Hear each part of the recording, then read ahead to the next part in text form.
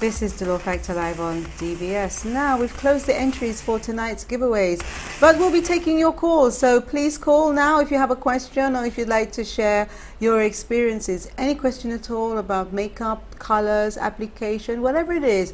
You know, we are here. It's not very often that you get someone as senior as Giselle who can actually talk on behalf of MAC and let you know, some of the things that she's been through and tips of the trade. Now, of course, lots of emails coming in, and a lot of you want to win the MAC pack, and it's just amazing. But it's all worth it, okay? Now, we have some questions that some of our viewers have actually asked me to ask Giselle, and I want to ask them. These ones are from Adela. She's got quite a few. I'm going to just say that one of them here. What is the best way to apply powder? Okay, so the best way to apply powder, I would definitely say, is with either a brush, which I recommend. The one that I love to use is called the 116. We number our brushes, but it just basically puts enough powder on your skin that it's not too heavy and it looks very natural. Or you can do it with the little powder puff that it comes with, and I usually touch up with that throughout the day. But in the morning, I always use a brush. Okay, in the morning a brush, and then you touch up.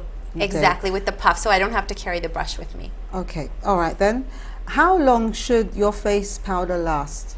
I think powders usually have a longer lifespan, so you can go anywhere from 1 up to 2, sometimes even 3 years, but 3 I feel might be a little bit heavy. You can smell the powder, and if it has just like more of a chemical smell, you know it's probably bad. Or if you see the powder and there usually develops a film on the powder, and you can put your finger on it. If it's not swiping with powder, basically that powder should be either thrown out or you can scrape it off and use it. But that also probably means that you're using a sponge and you're not cleansing the sponge, so all of the oils from the sponge are going onto the powder. Okay, now she's asked for powder, but what about mascara? Because when you're dealing with the eyes, you have to be very careful because they're very sensitive. How long should someone keep a mascara? I think to play it safe, anywhere from 8 to 10 weeks. I don't think more than two, almost 3 months is too long. I think the other thing too with mascara is you shouldn't pump it, you should twirl it. Because when you're pumping it, you're adding air to the formula, so it dries faster. If you just turn it, you're going to get the product on it, and then you can use it. But definitely, I wouldn't recommend any more from 8 to 10 weeks. And also, if the mascara is the formula changes where it's kind of heavier and goopier, that probably means you should replace it, and it's only going to give you that like crazy lashes and not the really nice comb through lashes. I have seen so many people pumping this mascara that it just seems that that's the thing to do. Yeah, to get it on there. Yeah, because you see people, they kind of stir it like that and then they pump it. Yeah, okay, well that's a good thing to know. Okay, let's go to our first call tonight. Hello, welcome to Dolor Factor Live.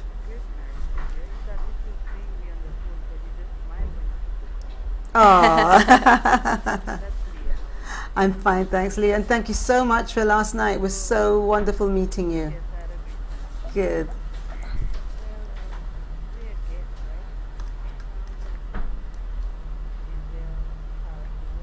Yes, Giselle? hi. Mm-hmm.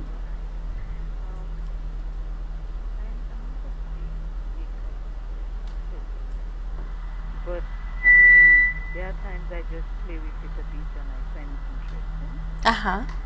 And I have not really used MAC makeup. But I have used others. I wanted to know what is the best to use. Is it the pressed powder or the loose powder? If the pressed powder is better or the loose powder? Okay, so you're asking if a loose powder or a pressed powder is better for you to use. Right. And also, I would like to know how long can you use some makeup come with a pad, right? To use, how long can you use that? Until the powder finishes, or is it too much use for it, or should you change it, or? Yes. Yes, okay, I'll be listening now. Okay, thank you for your questions. So the first question was either a powder, a pressed, or a loose. I think it's really personal preference. You can always, a pressed powder, usually the pigments in it, I'm not going to get too technical, but the pigments in it basically make it so that it lasts longer on your skin, and it's also easier to throw it in your bag. So a pressed powder, I would recommend, might be easier for you just to use, and you can touch up with it. And another thing is the powder puff from your compact. You can use that, but once it starts, you just flip it over and look at it. And if there's a film on it, you probably either need to wash it or you need to throw it out and and get a new one, because usually that just means from basically putting it on your skin and having your skin a little bit naturally more oily, what it's going to do is it's going to pick up all those oils, and as you put the powder on, you're just going to basically put them on your skin and onto the powder. So I think it's important too. That's why brushes are really important, because of the hygiene of them. But you can also, if you don't want to get the brushes, you can just wash the powder puff or just basically get yourself a new one. How do you wash them? What do you use? Just with soap and water. Soap and any kind of soap, really. You can use even baby shampoo, or you can just use shampoo, or just hand wash, or just a good old bar of soap. Okay, good. All right then. Thank you. Right, here's another question. How should you apply eyeshadow? Now, to me, that's a really big question. That's a good question. Because there's so many ways to do that. Yes. So I know eyeshadows used to come again with that little application. The eyeshadows used to come with a little application of the sponge. Same thing. Sponges will absorb a little bit more of the oil on your skin. So the best way to apply an eyeshadow is, I really recommend a brush. The brush that I love is called the 217. It's a white bristled brush. What I'll do is I'll grab the eyeshadow, imagine, and let's say I have a compact in my hand. I'll look at the compact, and I'll close one eye, and I'll just start probably where my eyelashes start, and I'll end right where there's this crease, which is right here. And I'll just basically just swipe the brush from left to right like a windshield wiper, and you're blending it out. Just hold on 1 second, because we have a call, but don't forget where you are on that. Yes. Thank you for calling Dolor Factor Live. What's your question, please? Hi, good evening, ladies. Hi, good evening. I am just wondering, for the persons who are not into makeup, what advice is there for them? I mean, there is natural beauty and keeping that natural pigment of color and structure. What's your advice to persons? Because I've heard so much about applying makeup, but what about those who don't like it? Okay. I think people who don't like makeup, it's not, you know, if you don't like it, you don't like it. There's no reason, you know, I'm not here to convince anybody so much in the love for it, but I think it's something that can help us all. If you ever have like a blemish, or if you just sometimes need a little bit of rouge and a blush on your cheeks just to kind of brighten you up. Again, I don't think anyone really sleeps the full 8 to 12 hours nowadays, and sometimes you just have a little bit of dark circles underneath or anything like that. I think makeup can really be your best friend, and it can really help you. So I don't think makeup nowadays is about changing your face or doing something necessarily so different to yourself. I think it's just kind of about enhancing whatever you naturally have. So I think my recommendation is, really, if you want to try something different, it's makeup. It washes right off.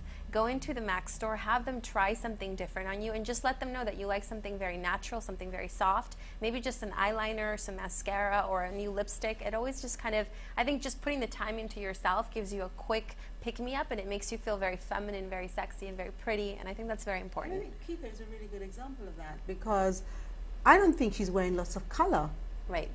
You know, it's a natural look, you know, and even if someone doesn't want to put on a lot of makeup, you put, you know, your foundation, your face looks smooth. Yes. You instantly feel younger and you look better.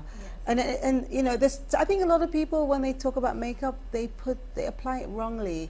It's incorrect, and so it's caked on. Right. And also the motion as well. People cake it on. And I've always been told, I mean, I've learned this from the MAC store now, you know, to keep, you know, blending and to keep blending. And a little does go a long way, you know, it just does go a long way. But let's go back to the eye application, yeah. Yeah, I think also keeping it simple. If you were to do an eyeshadow as well, you don't have to do 3 or 4 or 5 colors. Just do one eyeshadow color. And actually, KEITHA, we also applied a lighter eyeshadow, and it was right in the inner corner of the eyes here. It was like a glittery kind of, or it was like a satiny golden brown, and it just applying it in the inner corner right here in the eye basically just kind of brightened up her whole eyes. We didn't even really put it everywhere. So I think, again, you don't have to keep it simple. It doesn't have to be like, you know, a lot of stuff, a lot of steps. I just chose really one eyeshadow color, and you can keep it in the palette of, you know, the warm browns, the taupes, the mauves, the colors that are a little bit more on the earth tones. And then people don't, you know, again, here's a comparison. Look at my eyes. They're very dramatic, completely different, but a different time, a different place, you know, colors for everything, natural for, you know, whatever, however you want it to be. Of course, this is Dolor Factor Live. I don't believe that we're coming up to our 10 o'clock time to stop. So you haven't got that much time if you need to contact us. So you know how to do that. Of course, this is Dolor Factor Live on DBS. We'll be back soon.